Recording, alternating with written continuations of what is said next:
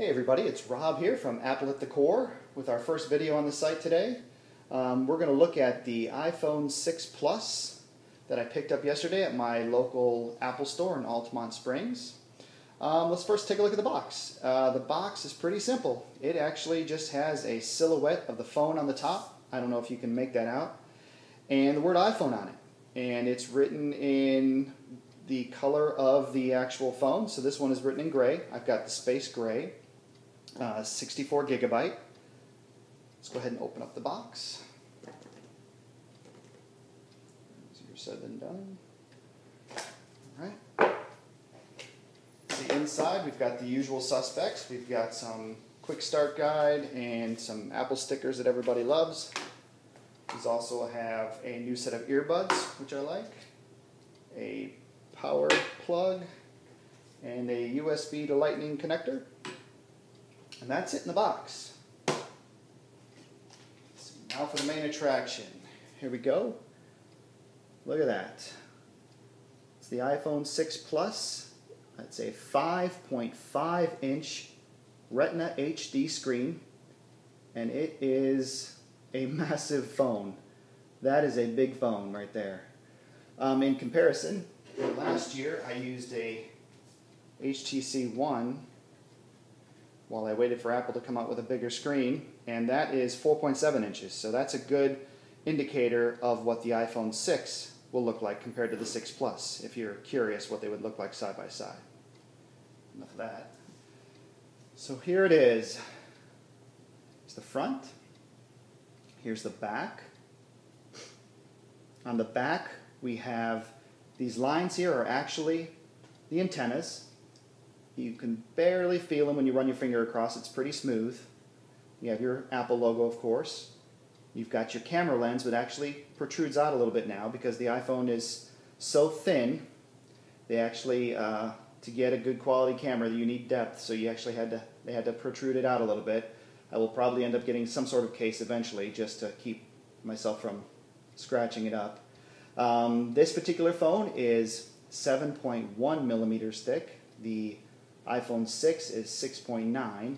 In comparison, the 5S was 7.6 millimeters, so somehow they still made it thinner. On the side here now, on your right side, you have your power button, which was moved from the top. The top does not have any buttons on it now. So on the right, you've got the power button and the SIM card tray. And on the bottom, you've got the speaker. You've got the Lightning port. You've got your 3.5 millimeter headphone jack and a noise canceling port. And on the left side, we've got the mute switch. And you've got your volume buttons, which are actually been redesigned a little bit. They're actually kind of nice and smooth too. It is aluminum. Pretty durable still. We'll see. It's a smooth aluminum. It's a soft aluminum. It's not really hard. And metal feeling. It feels nice in the hand, but it doesn't, it's an Apple product. It doesn't feel cheap at all. What's really nice, which kind of helps with the size of the phone, is the glass actually wraps around. It's curved. The glass curves around the side, which will make, those gestures from the side of the phone that much easier. And it actually probably makes it feel a little bit smaller, which is good, especially if you're transitioning to such a big phone. Let's go ahead and turn it on. I keep going to the top. On the side here, let's fire it up. Again, while it's turning on, I'll go ahead and give you another look at it.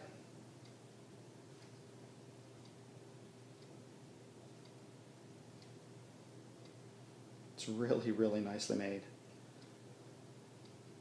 I was going back and forth as to if I was going to get the 6 or the 6 Plus, but for me, the deciding factor is that the 6 Plus actually has, in addition to the improved camera already that the iPhone 6 has, the 6 Plus has optical image stabilization, which means now you will be able to take pictures of things that are moving, and the phone will actually stabilize while you're filming it. I don't know if you got to see the keynote at all, but Apple was showing me some examples of somebody on a bike actually videotaping somebody on another bike, and you couldn't even tell that they were moving. It uses the gyroscope inside, and it actually corrects for any kind of movements of the phone. So I really wanted that. And in addition, this particular phone actually has a battery that's twice the size of the iPhone 5S. So early reports are that it's going to last anywhere from a day and a half to 2 days.